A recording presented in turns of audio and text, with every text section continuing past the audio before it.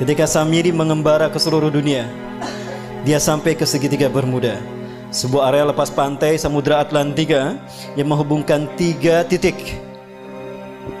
Florida, ada Miami di sana, ada Puerto Rico, dan ada Bermuda. Segitiga ini adalah tempat di mana Ajazil membangun istananya dari kristal cahaya. Itulah kenapa siapapun yang lewat kena hilang. Sebetulnya tidak hilang, ada, cuma tertutup dengan kristal cahaya. Begitulah cara David Copperfield menghilangkan patung Liberty. Begitu pula cara David Blank menghilang. Dia tidak menghilang, tapi dia bersinergi, bersenyawa dengan jin, sehingga kristal cahaya menutup pandangan kita, sehingga dia tidak terlihat, nyaris tidak terlihat. Dan itu pula yang terjadi ketika Nabi Muhammad SAW menghilang di Madinah 8 jam, tiba-tiba muncul lagi di tengah-tengah sahabat, karena bersentuhan memasuki alam jin. Ketika kita masuk ke dimensi jin berada, maka kita tidak akan terlihat saat itu. Dan di sana berdiri singgasana iblis yang terbuat dari kristal cahaya.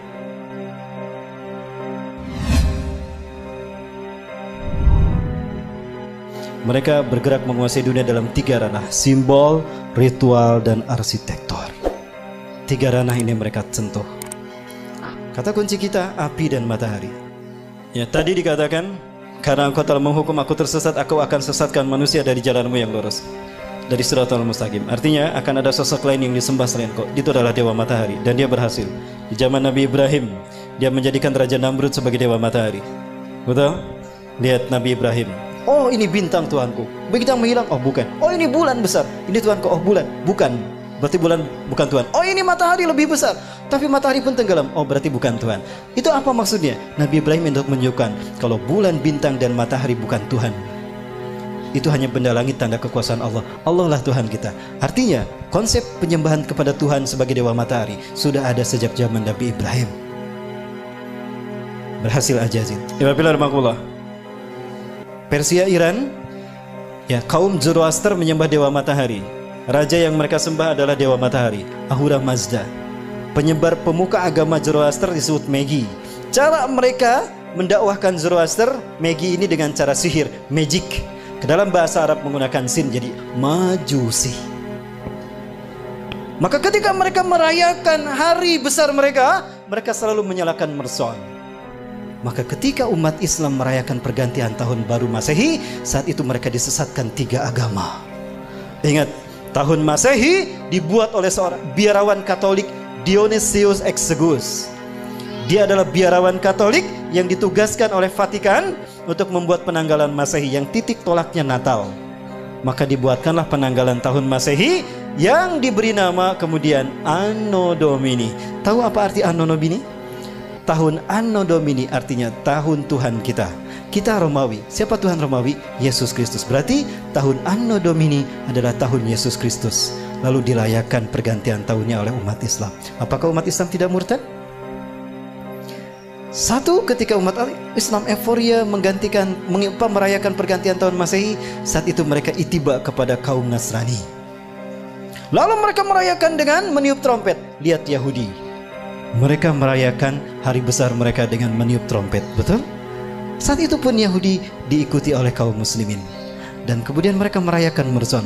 Maka di saat itulah mereka lengkap sekali, disesatkan 3 agama. Yahudi tiup trompet, Nasrani menyambut tahun baru, Majusi merayakan menyalakan mercon. Ada yang ikutan syahadat lagi. Nah, baik, saya perjelas. Yunani, negara penyembah Dewa Matahari. Dan Dewa Matahari mereka namakan Helios. Bahkan mereka membuat Heliopolis, kota Dewa Matahari. Yunani, ketika mereka merayakan hari besar mereka menyembah Dewa Helios, mereka melakukannya dengan pawai obor keliling negeri. Pawai obor keliling negeri. Dan puncaknya di Bukit Olympus, di sebuah lampangan besar, mereka menyalakan obor raksasa. Dinyalakanlah obor besar tadi. Obor besar, selama obor besar itu menyala di Bukit Olympus, kaum paganis Yunani mereka merayakan penyembahan Dewa Helios dengan melakukan berbagai macam atraksi. Ritual ini sampai hari ini dipertahankan dan itu bernama Olimpiade. Sekali lagi, Zionis Yahudi menyesatkan kita dalam 3 ranah: simbol, ritual, dan arsitektur. Sudah terwujud? tingkat dunia Olimpiade, tingkat benua ASEAN Games, tingkat nasional PON, tingkat daerah Porda. Dewa di Itali, Roma, Dewa Mitra. Lihat, ini Dewa Mitra, sama dengan Liberty. Ada matahari di kepalanya. Patung Liberty pegang apa? Obor kan. Berubah tidak? Tidak. Inilah yang dikatakan iblis. Fabima akhwatani ila aqudanalhum siratal mustaqim. Karena engkau telah menghukum aku tersesat, aku akan halangi mereka dari tauhid. Artinya, akan ada sosok lain yang disembah selain engkau. Siapa? Dewa matahari. Siapa Dewa matahari? Matahari adalah unsurnya api kan? Dan siapa yang Allah ciptakan dari api? Jadi siapa Dewa matahari itu? Ajazil. Tapi dia tidak terlihat. Maka dia butuh sosok manusia yang menjadi kembaran dia seutuhnya. Samiri. Jadilah dia Dwi Tunggal. Siapapun yang mengangkat tangannya seperti, berarti dia komitmen kepada iblis dan Dajjal. Baik, di Amerika Latin, Amerika Selatan ada 3 suku bangsa menyembah Dewa matahari. Suku Aztec di Meksiko menyembah Viracocha. Suku Inca menyembah Dewa Inti di Brazil. Suku Maya menyembah Dewa Kukulcan di Amerika Latin. Ya. Dan di Mesir ada Horus, Dewa matahari. Dan Horus selalu digambarkan dengan kepala burung. Kenapa? Ketika Tuhan turun ke bumi selalu menggunakan burung. Dan burung adalah simbol singgasana tinggi. Maka siapapun yang menjadikan burung sebagai simbolnya, maka dia merdeka, akan merdeka abadi. Maka jadilah burung simbol kemerdekaan setiap. Kebetulan atau sesuatu yang sudah direncanakan? Apakah ini hanya begitu saja kebetulan? Bukankah iblis sudah berkata, aku akan sesatkan mereka dari jalanmu yang lurus, dari tauhid. Segitiga satu mata. Ingat? Segitiga digunakan iblis karena dia melihat ke bawah. Dia berada di langit ingin berkuasa di dunia. Ajazil menghadap ke bawah. Samiri pun sama, dia ingin berkuasa sebagaimana Tuhan di langit. Maka segitiganya menghadap ke atas. Keduanya bertemu di segitiga Bermuda. Pertemuan mereka simbolnya seperti apa? Ini simbol mereka. Betul? Dari sinilah filosofi pertemuan iblis dan Dajjal, yang kalau disimbolkan dengan tangan seperti ini. Dan ini angka 11. Dan kembar, itulah WTC 911. Menggeser nama keberadaan Tuhan. Kecelakaan, call 911, call 911. Tuhannya hilang. Musibah, call 911. 911 yang disebut Tuhannya hilang. Keberadaan Tuhan digeser. Yang pertama disebut manusia ketika terjadi musibah kecelakaan. 911. 9 tambah 11 berapa? 11.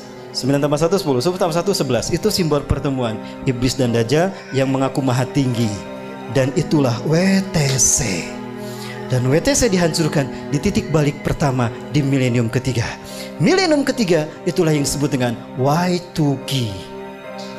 Kepada dunia latah, bahkan negara Arab termasuk Indonesia, kami siap menyambut Y2K. Betul? Di tahun 2000 tuh, we are ready to visit Y2 km. Padahal Y2K syarat berbau muatan ideologis. Y2K bagi orang Kristen adalah singkatan dari Year of the Jesus Kingdom.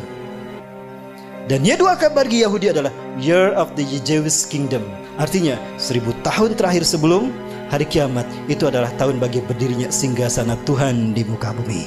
Cirinya apabila sapi berwarna merah sudah lahir. Sudah lahir belum? Berarti Tuhan yang mereka tunggu-tunggu akan tiba. Allahu Akbar. Sebentar lagi Dajjal sudah muncul. Disinilah iblis dan Dajjal bertemu. Dan mereka membuat kesepakatan. Inilah kesepakatan yang mereka buat. 1. Kita hancurkan Islam dan kaum muslimin, karena hanya Islam yang menghalangi kita. Maka apapun caranya, Islam dan umat Islam harus dimusnahkan. Yang kedua, kita berjuang kepada manusia untuk menunjukkan kalau Tuhan telah salah pilih. Tuhan telah berbuat salah. Begitu kan? Ini filosofi siapa kalau bukan filosofi Ajazil? Ya, maka dendamnya kepada umat Islam. Sekarang mereka bersatu dendam sama umat Islam. Ketika Samiri mengembara ke seluruh dunia, dia sampai ke segitiga Bermuda, sebuah area lepas pantai Samudra Atlantika yang menghubungkan 3 titik. Florida, ada Miami di sana, ada Puerto Rico, dan ada Bermuda. Segitiga ini adalah tempat di mana Ajazil membangun istananya dari kristal cahaya. Itulah kenapa Siapapun yang lewat kena hilang. Sebetulnya tidak hilang, ada, cuma tertutup dengan kristal cahaya. Begitulah cara David Copperfield menghilangkan patung Liberty. Begitu pula cara David Blank menghilang. Dia tidak menghilang, tapi dia bersinergi, bersenyawa dengan jin, sehingga kristal cahaya menutup pandangan kita, sehingga dia tidak terlihat, nyaris tidak terlihat. Dan itu pula yang terjadi ketika Nabi Muhammad SAW menghilang di Madinah 8 jam, tiba-tiba muncul lagi di tengah-tengah sahabat, karena bersentuhan memasuki alam jin. Ketika kita masuk ke dimensi jin berada, maka kita tidak akan terlihat saat itu. Dan di sana berdiri singgasana iblis yang terbuat dari kristal cahaya. Nah, di pertemuan itu Ajajil sangat gembira ketika Samiri datang. Come here Sam, come here Sam. Samiri, Ajajil selalu memanggil seseorang dengan satu suku kata pertama. Come here Sam, come here Sam. Kemari Sam, kemari Sam. Apa kata Ajajil? Di hadapan pengikutnya Ajajil berkata, hari ini adalah hari yang aku tunggu-tunggu sejak Allah menurunkan aku dari surga ke dunia, di mana aku dipertemukan dengan saudara kembarku. Panggillah dia oleh kalian sebagai Paman Sam. Nyambung tidak? Nyambung dengan Amerika. Inilah jawaban kenapa Amerika menjadi negara superpower. Kenapa dia intervensi urusan negara orang lain. Dan kenapa dunia seolah takut tidak mau menghukum Amerika dan Israel. Karena Amerika adalah negara bentukan Dajjal. Saya yakin demi Allah.